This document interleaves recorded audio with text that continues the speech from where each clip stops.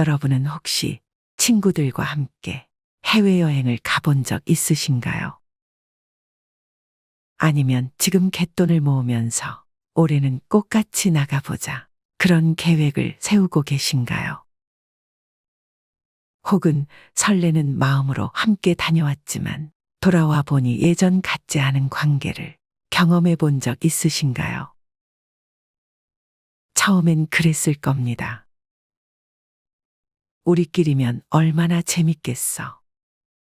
이 나이에 친구랑 떠나는 여행이라니 진짜 인생이다. 그리고 통장을 만들고 돈을 모으고 단톡방엔 비행기 사진, 숙소 후기, 맛집 링크가 오고 갑니다.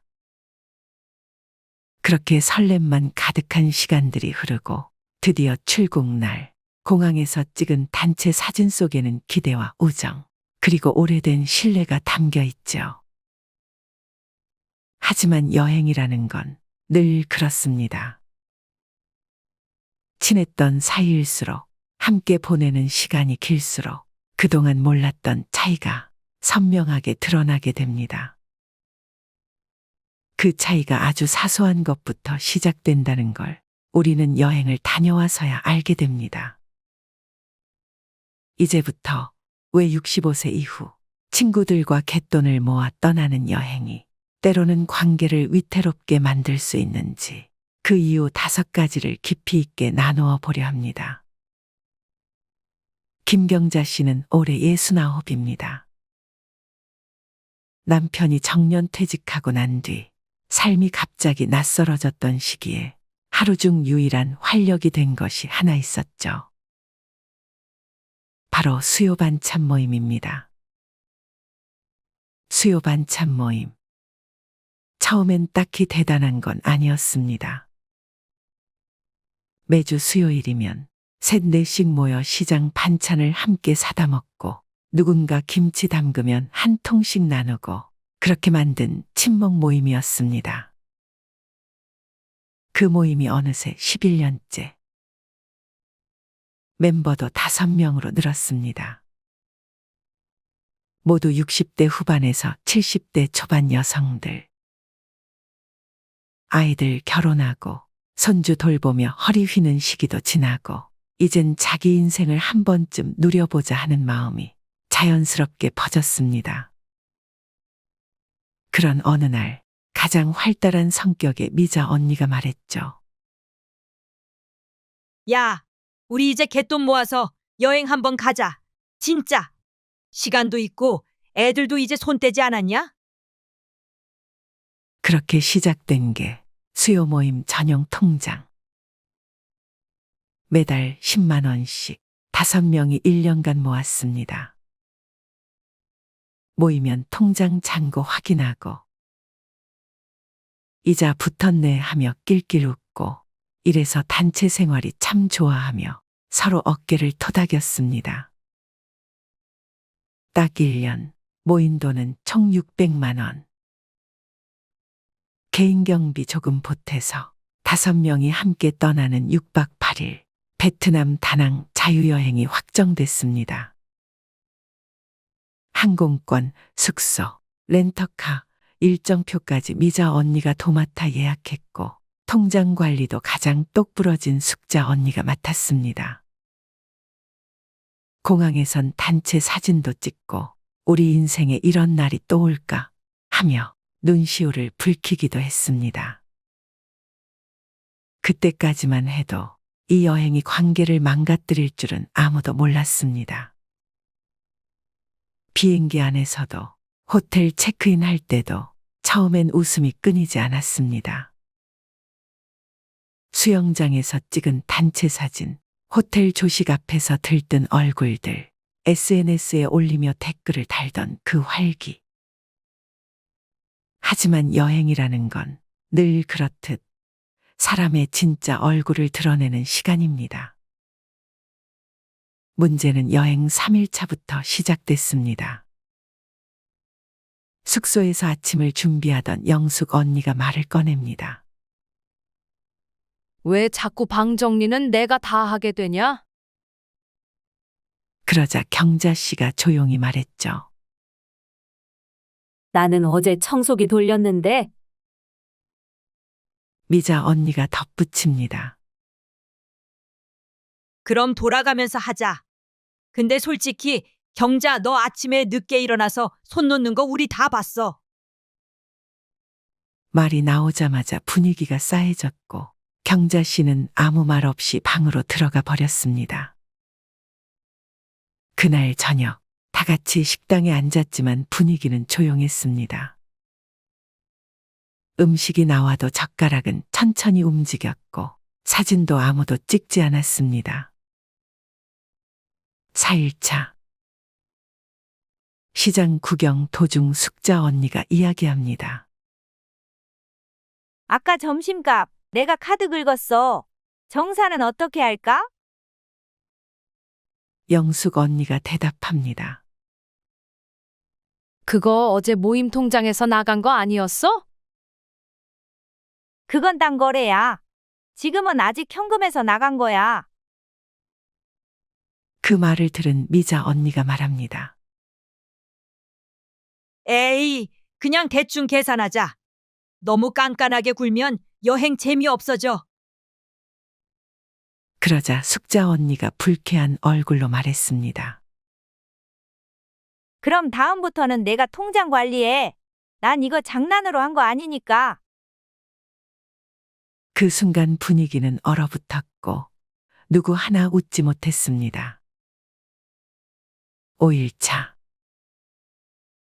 기념품을 고르던 중 경자 씨가 손주 옷을 들며 말합니다. 이거 민성이 입히면 예쁘겠다. 그러자 미자 언니가 웃으며 말합니다. 너 진짜 여기까지 와서도 손주 걱정하냐? 재미없게 산다. 너 그 말에 경자 씨는 조용히 옷을 내려놓고 밖으로 나왔습니다. 길거리에서 가만히 앉아있던 그녀를 본 숙자 언니가 다가와 말했습니다.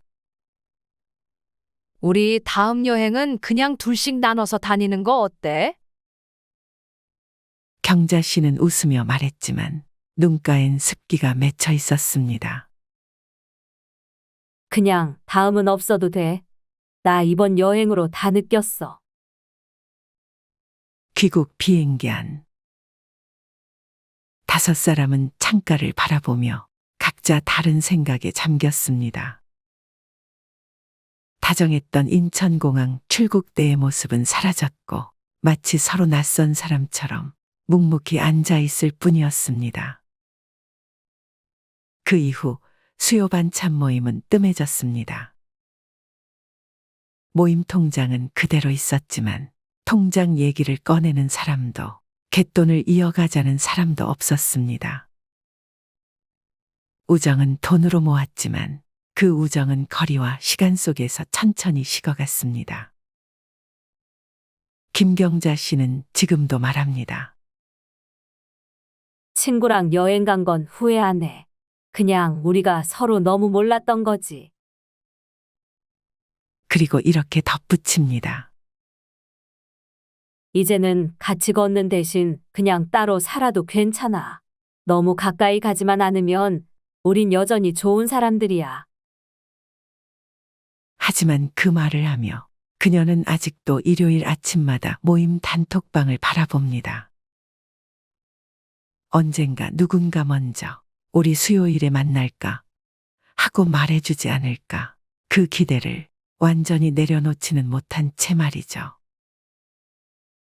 그만큼 함께한 시간이 길었던 사람은 단숨에 잊히지 않는 법입니다. 모임 통장 하나에 웃고 울던 날들은 이제 모두 추억 속으로 스며들고 있습니다. 그렇다면 왜 65세 이후 친구들과 떠나는 여행이 때로는 관계를 해칠 수 있는지 지금부터 그 이유 5가지를 알려드리겠습니다. 첫 번째, 생활 리듬이 다릅니다. 여행은 하루 24시간을 함께 보내는 일입니다.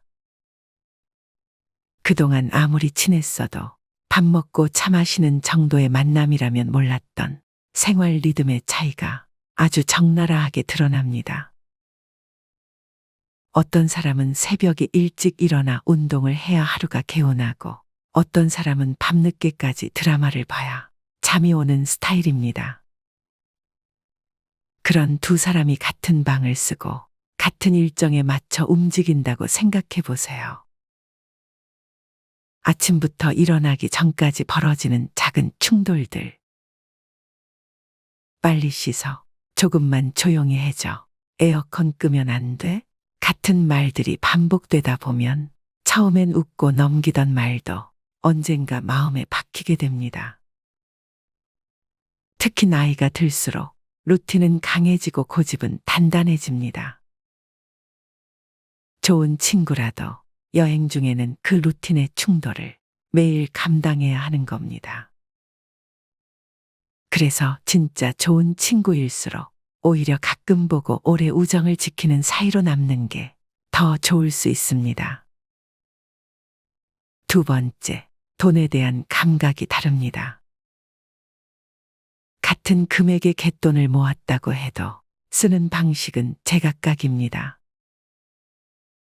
어떤 사람은 여행 중 하루 한 끼쯤은 비싼 음식을 먹으며 추억을 사야 한다고 말하고 다른 사람은 그 돈이면 손주 선물을 더 사는 게 낫다고 말합니다. 문제는 이 차이가 단순한 소비 성향의 차이를 넘어서 사람에 대한 인상으로 이어진다는 겁니다. 아, 얘는 생각보다 자기중심적이네. 그동안 조용히 있더니 돈 앞에서는 꽤 따지네. 그런 말들이 마음속에 쌓이면 여행이 끝나도 그 인상이 머릿속에 남습니다. 친구와 돈 이야기를 하지 말라는 말은 괜히 있는 게 아닙니다. 여행 중 돈은 그 사람의 인생관을 들여다보게 하고 그 인생관이 불편하게 다가올 수 있기 때문입니다. 세 번째, 책임 분담에 대한 생각이 다릅니다. 여행은 일이 많습니다. 일정을 짜는 사람, 항공권 예약하는 사람, 렌터카를 빌리는 사람, 숙소를 정리하는 사람, 회비를 관리하는 사람. 그 모든 걸 혼자서 도맡는 사람은 늘 마음이 무거울 수밖에 없습니다.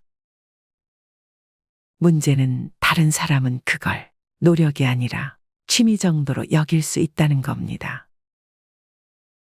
얘는 원래 이런 거 좋아하잖아. 난 잘 몰라서 그냥 맡긴 건데 왜 기분 나쁘지? 이런 말들이 갈등을 키웁니다. 그리고 여행 막바지에 가면 결국 이런 말이 나오게 되죠. 그럼 다음부턴 내가 해.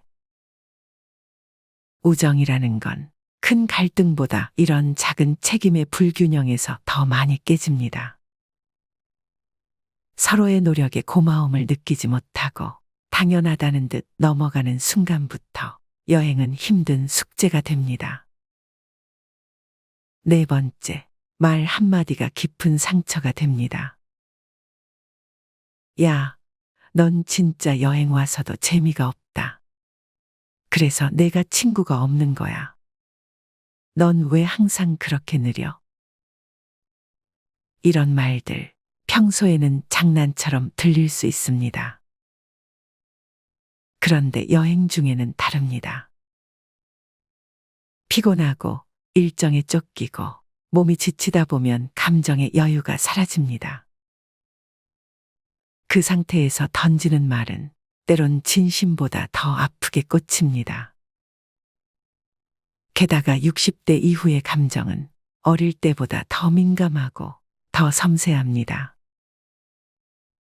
나를 가볍게 대하거나 무시하는 듯한 말투엔 누구나 쉽게 상처를 받습니다.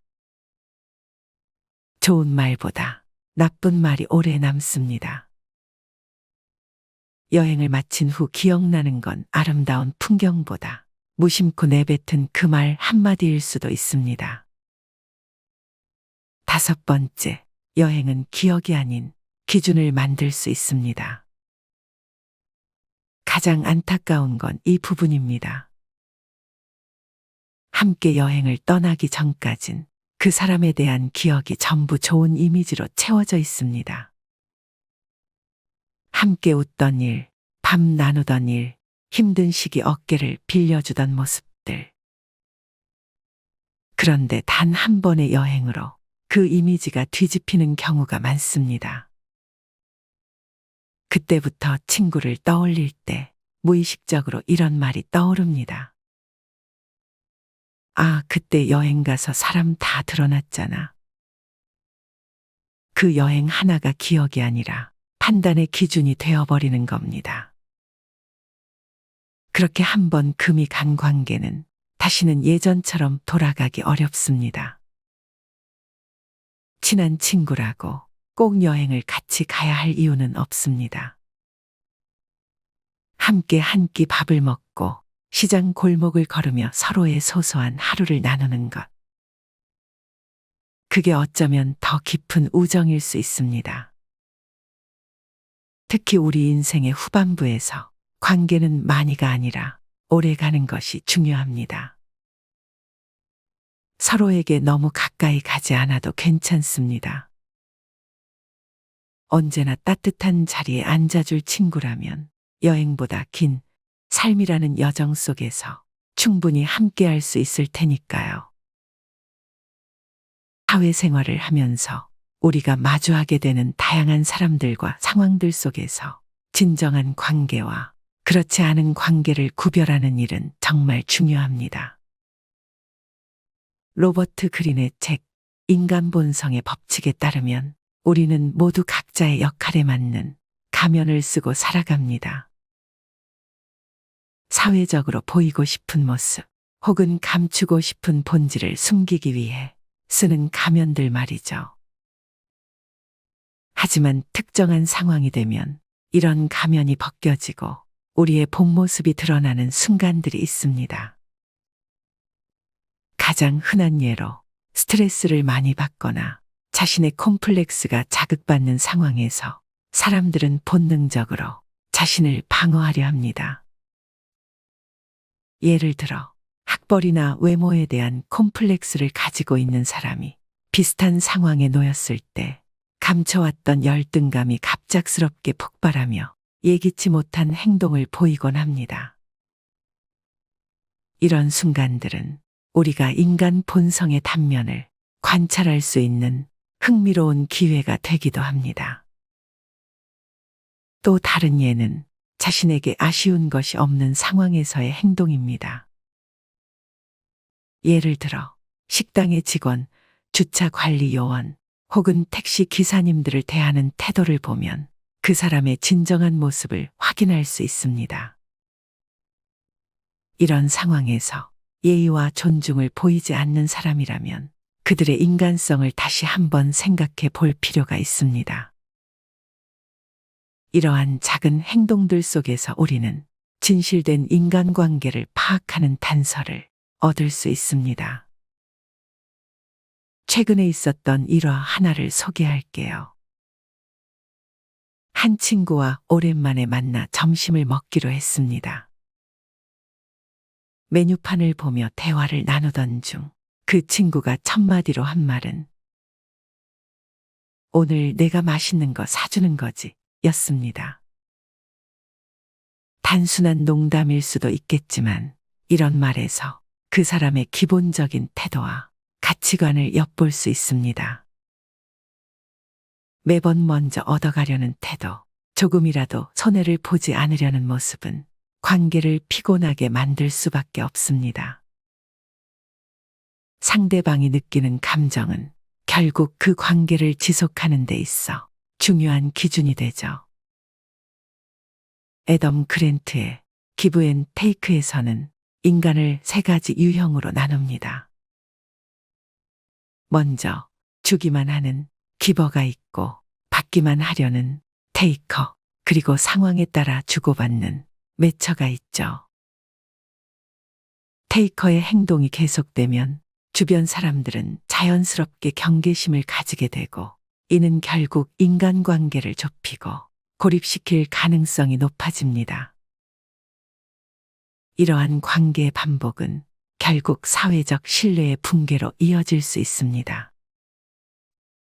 그렇다면 우리가 신뢰할 수 없는 사람을 어떻게 구별할 수 있을까요? 업무나 부탁을 맡긴 뒤에도 끊임없이 간섭하고 의심하는 사람은 장기적으로 함께하기 힘든 유형입니다. 이런 행동은 그 사람이 스스로 신뢰를 받아본 적이 없거나 타인을 믿는 방법을 알지 못한다는 것을 보여줍니다. 이는 단순히 업무적인 관계에서뿐만 아니라 일상적인 인간관계에서도 마찬가지입니다. 맡긴다면 믿어야 한다는 기본 원칙이 결여된 사람과는 지속적인 관계를 유지하기 어렵습니다. 또한 작은 약속을 반복적으로 어기는 사람도 주의해야 합니다. 이메일 보내드릴게요. 혹은 내일까지 준비하겠습니다. 같은 작은 약속을 자주 어기는 사람은 나를 그다지 중요하게 생각하지 않는다는 신호일 수 있습니다. 작은 약속조차 성실히 지키지 않는 사람과의 관계는 상처로 이어질 가능성이 높습니다. 이런 패턴이 반복된다면 우리는 상대방이 그 관계를 대하는 태도를 냉철히 평가해야 합니다. 상대방의 시간을 존중하지 않고 자신의 필요에 따라 무리한 요구를 하는 사람도 조심해야 합니다. 이러한 태도는 예측 가능성을 무너뜨리고 상대방을 무능력하게 느끼게 만듭니다. 예측 가능성은 신뢰를 유지하는데 중요한 요소로 작용합니다. 시간과 관련된 약속을 지속적으로 무시하거나 자신의 필요만을 강조하는 태도는 관계를 피곤하게 만들 뿐만 아니라 결국 파탄에 이르게 합니다. 반대로 우리의 진정한 편이 되어줄 사람은 어떤 특징을 가지고 있을까요? 껍데기가 아닌 나의 본질을 이해하고 실패와 성공의 순간에도 진심으로 공감해주는 사람입니다. 예를 들어 진급에 실패했을 때 너라면 더 좋은 기회를 만들 거야 라고 격려하는 사람은 진정으로 나를 아끼는 사람일 가능성이 높습니다. 이런 관계는 단순한 위로를 넘어 삶에서 지지와 영감을 제공하는 중요한 기반이 됩니다. 슬픔을 공감해주는 사람은 많지만 진심으로 기뻐해주는 사람은 드물죠. 질투나 경쟁심 없이 순수하게 내 성공을 축하해주는 사람이야말로 진정한 내 편입니다. 인간관계에서 성공적인 삶을 위해 우리는 어떤 태도를 가져야 할까요?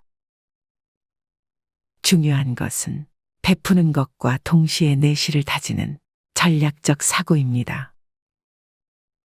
항상 상대방의 입장에서 생각하고 줄 수 있는 것을 베풀되 자신의 한계를 넘지 않도록 조절하는 것이 중요합니다.